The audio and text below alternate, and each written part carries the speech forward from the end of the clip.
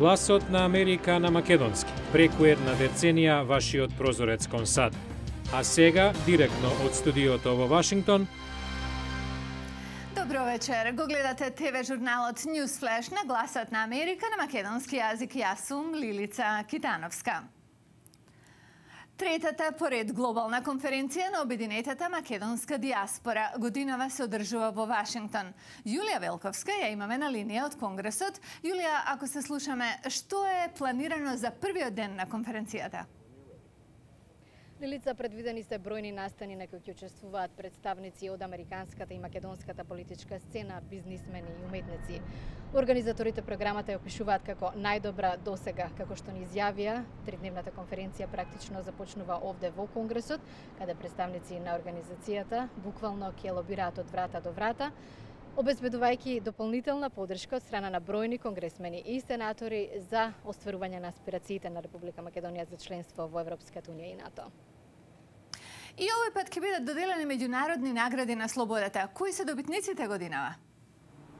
И овој пат во рамки на средбите традиционално е предвидено доделување на меѓународната награда на слободата на обединетата македонска диаспора. Прв добитник овој пат е сенаторот од сојузната држава Аризона, Џон Маккейн, и поранешен американски председателски кандидат, кој важи за еден од долгогодишните пријатели на македонската кауза.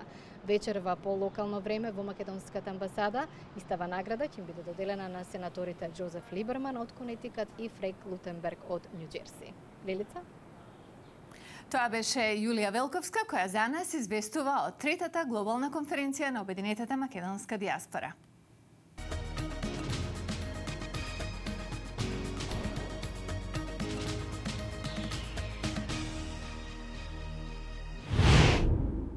Американскиот председател Барак Обама синоќа објави почеток на крајот на 10-годишната војна во Авганистан, наредувајќи повлекување на 33.000 американски трупи до крајот на 2012-та.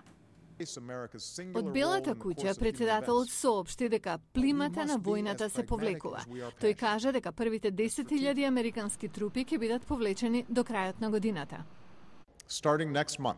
Започнувајќи следниот месец ќе бидеме во состојба да повлечеме 10.000 од нашите војници до крајот на годината и до следното лето ќе донесеме дома 33.000. Во согласност со тоа што го најави во Вест Поинт. По оваа иницијално намалување, нашите трупи ќе продолжат да се враќаат дома со рамномерно темпо, додека афганистанските безбедносни сили го преземат водството.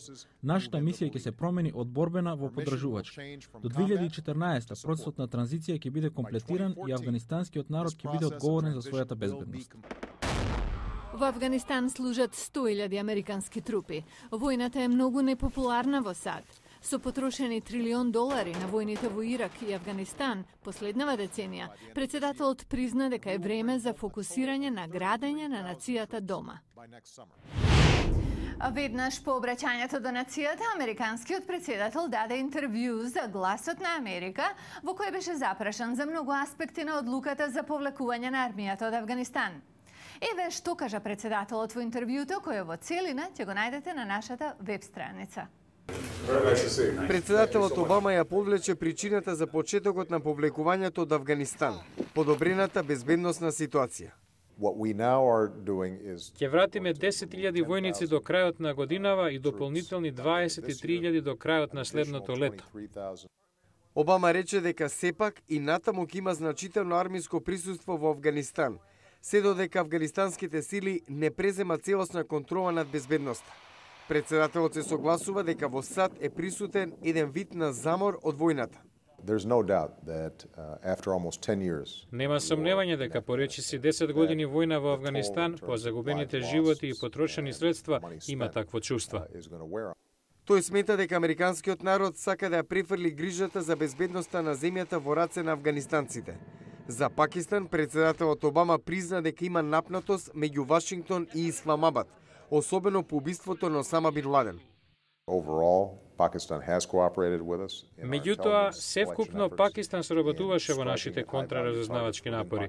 Ниту една земја не страдала повеќе од терористички напади како Пакистан. Обама рече дека пакистанците сепак имаат одговорност и голем интерес да се справат со терористичките елементи на нивната територија. Од најраните денови на холандските доселеници, Њу Јорк е првата станица за многу имигранти кои доаѓаат во САД, вклучувајќи ги они од Африка. Повеќе од половина милион африкански мигранти се дојдени во САД од 1980-та и многу се населиле во Њу Јорк. Но со нив дојдоа и некои сериозни социјални прашања, особено за младите западноафрикански жени кои работат во градот. Една од најголемите западноафрикански мигрантски енклави во Њу Јорк е во Бронкс. Тие се религиозни, работливи луѓе кои го живеат животот во оваа нова, различна средина.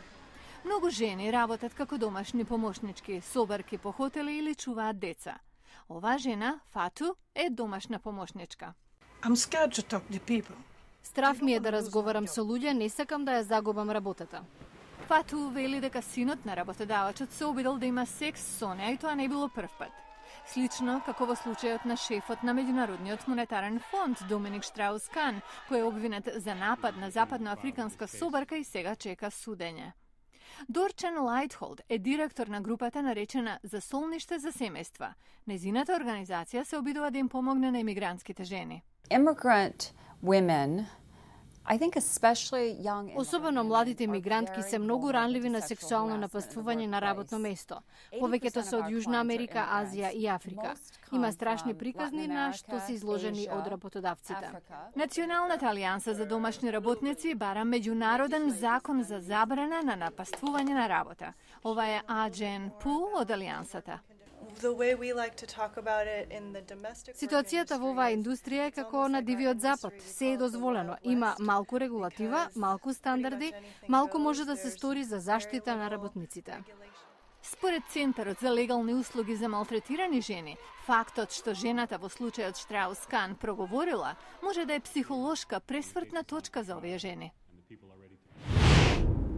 Животот на луѓето се продолжува. Логично е да се заклучи, мајки ги предвид сите предности на денешницата во споредба со минатото.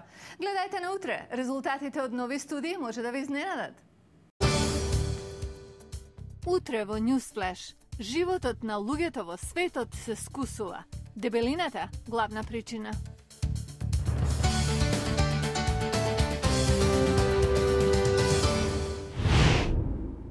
Ова беше Newsflash на Гласот на Америка на македонски јазик. Јас сум Лилица Китановска. А многу повеќе информации ќе најдете на нашата веб страница glasnaamerika.com. До гледање.